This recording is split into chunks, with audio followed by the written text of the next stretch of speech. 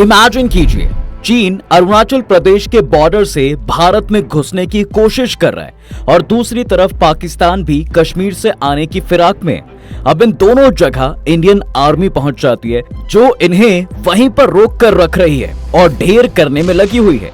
इसके साथ Indian air force भी अपने हवाई हमला कर रहा है, मगर भारत के पास एक ऐसी फोर्स भी है जो सेकंड्स में इस वॉर को खत्म कर सकती है, वो भी अपने एक सीक्रेट बेस से। जी हाँ, ये सब पॉसिबल है इंडियन नेवी के एक ऐसे सीक्रेट न्यूक्लियर नेवल बेस से जहां पे रखी है ऐसी सबमरीन्स जिनको सैटेलाइट के थ्रू डिटेक्ट करना मुश्किल ही नहीं, नामुमकिन है। ये कब और किस दिशा से दुश्मनों को घेर कर वार करेंगी उनको पता भी नहीं चलेगा। ऊपर से ये कोई छोटी मोटी सबमरीन्स नहीं है, बल्कि न्यूक्लियर सबमरीन्स हैं जो दुश्मन का गेम तभी ओवर कर सकती हैं। तो आखिर कहां है भारत का ये सीक्रेट न्यूक्लियर नेवल बेस? क्या है इसकी इंपॉर्टेंस और क्यों भारत के दुश्मनों के पसीने छूटने लगे हैं इसको बनाने के बाद? चीन और पाकिस्तान दोनों ऐसे देश हैं जो आए दिन भारत में घुसने की फिराक में रहते हैं। कभी चीन भारत से सटे बॉर्डर्स पे इंफ्रास्ट्रक्चर बना रहा है, तो कभी पाकिस्तान के ग्वादर पोर्ट पे एक सीक्रेट बेस। इन सब में पाकिस्तान चीन का बखूबी साथ दे रहा है। इसके साथ ही चीन अरेबियन सी और बे ऑफ बंगाल में भी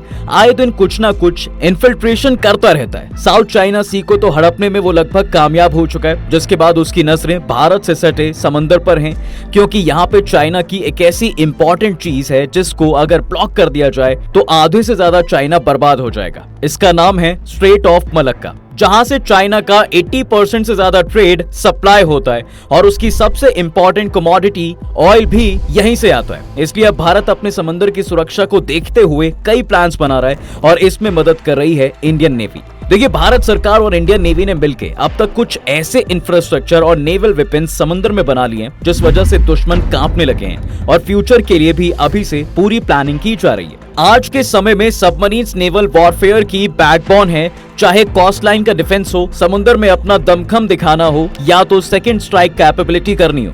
इसलिए आज submarines aircraft carriers, corvettes, destroyers या फिर दूसरी सरफेस शिप्स की तुलना में नेवल वॉरफेयर में सबसे ज्यादा कारगर है। चाहे सरफेस शिप्स को टॉर्पेडो से टारगेट करना हो या फिर शिपिंग रूट्स को या फिर सप्लाई लाइंस को टारगेट करना हो, या तो दुश्मनों के वाटर सरफेसेस में इंटेलिजेंस गैदरिंग करनी हो, या फिर दुश्मनों की टेरिटरी में कवर्ड ऑपरेशंस करने हो, या फिर हॉस्टाइल वाटर्स में कार्गो ट्रांसपोर्टेशन, या फिर न्यूक्लियर स्ट्राइक में सेकंड स्ट्राइक कैपेबिलिटी की बात हो, या फिर एनिमी के रिसोर्सेज को डिस्ट्रॉय करना हो। सबमरीन्स ये सब काम चुटकी में कर सकती है, वो भी बड़ी चालाकी से।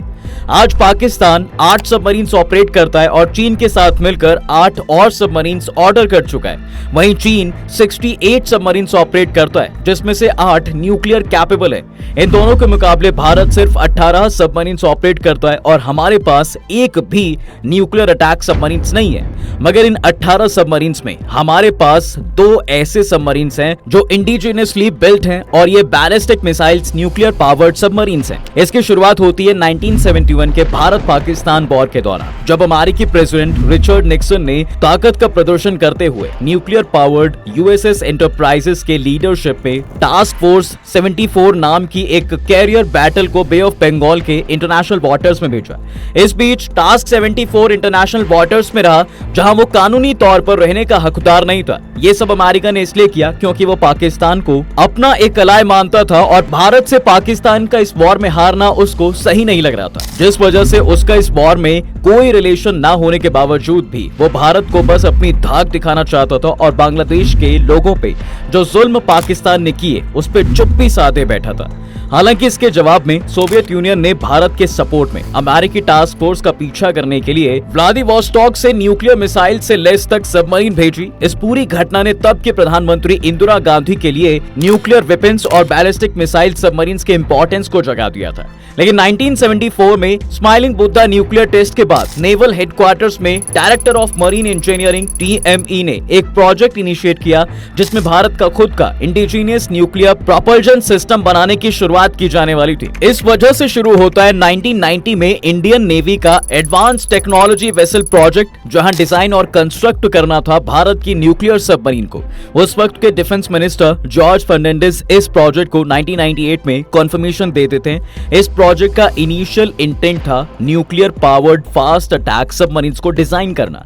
हालांकि 1998 में पोखरण टेस्ट रेंज में भारत द्वारा किए गए न्यूक्लियर टेस्ट और भारत के नो फर्स्ट यूज पॉलिसी की वजह से इस प्रोजेक्ट को एक बैलिस्टिक सबमरीन के डिजाइन की दिशा में फिर से तैयार किया गया। इन इन्वेंशंस और इंफ्रास्ट्रक्चर की वजह से आलम यह है कि भारत भी दुनिया का एक फुली ऑपरेशनल न्यूक्लियर ट्रायड देश बन चुका है। न्यूक्लियर ट्रायड उस देश को कहते हैं जिसके पास जमीन, हवा और पानी से न्यूक्लियर हमला करने की क्षमता होती है। इसमें इंक्लूड होते हैं जमीन से लॉन्च करने वाले न्यूक्लियर मिसाइल्स इक्विप्ड सबमरीन्स और न्यूक्लियर मिसाइल से लेस एयरफोर्स के एयरक्राफ्ट्स, और इसमें आमतौर पर यूज होते हैं land based intercontinental ballistic missiles, strategic bombers और सबमरीन लॉन्च बैलिस्टिक मिसाइल्स। इस न्यूक्लियर ट्रायड की इंपॉर्टेंस ये है कि अगर दुश्मन कभी पहले स्ट्राइक करता है तो भारत भी सेकंड स्ट्राइक कैपेबिलिटी रखेगा।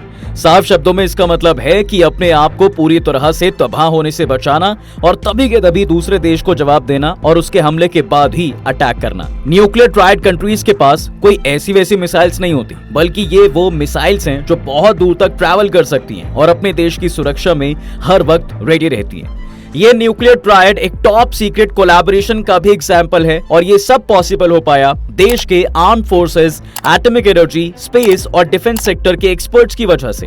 देखिए, भारत के एयरफोर्स के पास वैसे तो स्ट्रैटेजिक न्यूक्लियर बॉम्बर एयरक्राफ्ट नहीं है जिनके थ्रू न्यूक्लियर बॉम्बर्स को लॉन्च किया जाता है, पर उनके पास जरूर ऐसे एयरक्राफ्ट्स हैं जो ऑलरेडी बॉम्बर एयरक्राफ्ट्स की भूमिका निभा सकते हैं, जिसमें आते हैं Sukhoi Su-30 MKI, Mirage 2000, SEPECAT Jaguar और मिग-29 जैसे फाइटर एयरक्राफ्ट मौजूद हैं। इनमें से सुखोई Su-30 MKI को तो इंडियन एयरफोर्स की सबसे डेडलीस्ट क्रूज मिसाइल ब्रह्मोस से इंटीग्रेट करने के लिए मॉडिफाई भी किया जा रहा है। अगर बात करें भारत के लैंड बेस्ड न्यूक्लियर वेपन्स की, तो इधर भारत के पास कई सारे ऑप्शंस मौजूद हैं, जैसे कि पृथ्वी सीरीज की बैलिस्टिक मिसाइल्स जिनकी रेंज है 150 से लेके 600 किलोमीटर तक की। वैसे ही अग्नि सीरीज की बैलिस्टिक मिसाइल्स भी भारत के पास हैं जिनकी रेंज 700 से लेके 5500 किलोमीटर तक है। और इनमें से शॉर्ट रेंज से लेके इंटरमीडिएट रेंज तक की भी सभी बैलिस्टिक मिसाइल्स मौजूद हैं।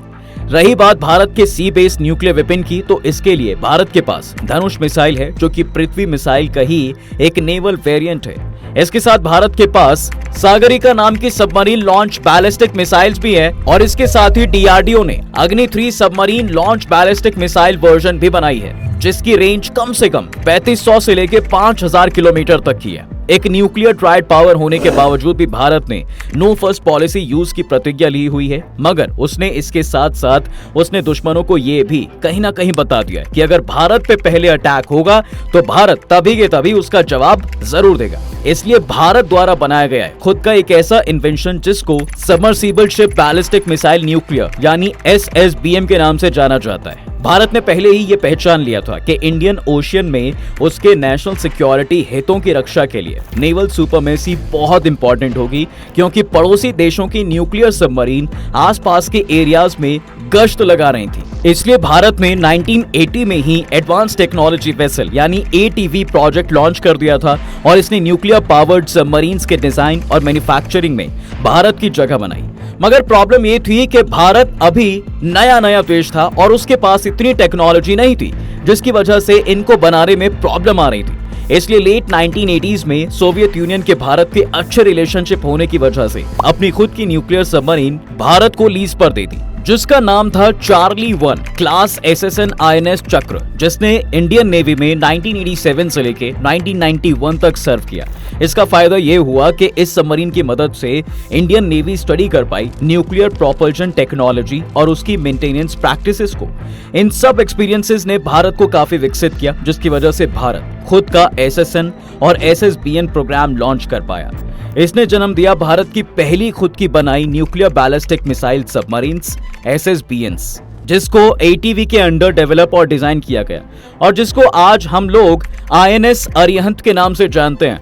इसको 2009 में लॉन्च किया गया और 2016 में कमीशन किया गया और इसको ऐसी टेक्नोलॉजी से लेस बनाया गया कि इसमें एडवांस्ड सेंसर, पेरिस्कोप और कई अलग वेपन सिस्टम्स लगाए गए। 2017 में ही चुपके से भारत ने एक और nuclear submarine INS Arighat launch कर दी थी, जिसकी ज्यादा डिटेल्स पब्लिकली नहीं दी गई थी। इसके साथ ही भारत और भी कई न्यूक्लियर सबमरीन्स बनाने जा रहा है, जिनका कोड नेम S3 और S4 है। 14 अक्टूबर 2022 को INS अरियन से सबमरीन लॉन्च बैलिस्टिक मिसाइल्स की टेस्टिंग हुई और ये सक्सेसफुल भी रही, जिसके बाद भारत की दुनिया भर में चर्चा होने लगी है और भारत भी अब एक पावरफुल देश के रूप में देखा जा रहा है। मगर कहते हैं ना कि एक की तरक्की दूसरा नहीं देख सकता, वैसे ही भारत के पड़ोसी देशों को ये हजम नहीं हुआ और उन्होंने इन सबमरीन्स पे सैटेलाइट के थ्रू नजर रखनी भी चाहिए और कभी कुछ अपने इंटेलिजेंस ऑफिसर्स भी भेजे जो भारत के इन न्यूक्लियर सबमरीन्स की कैपेबिलिटी का पता लगा सकें।